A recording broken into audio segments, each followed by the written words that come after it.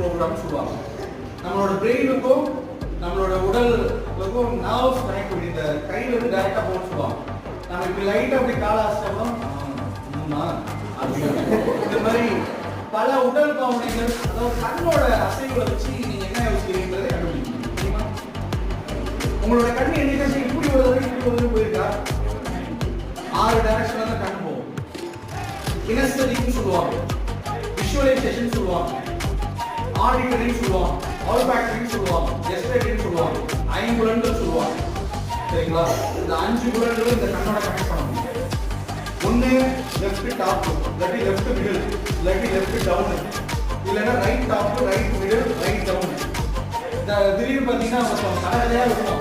அது இன்னும் வந்து ஒரு பஸ் திடீர்னு பிரேக் டவுன் ஆகிட்டு காட்சி பற்றி நடக்காத கரெக்டாக சொல்லுவோம். அவனோட கண்ணு டேரக்ஷன் போயிருக்கும். சரிங்களா? திடீர்னு பார்த்தீங்கன்னா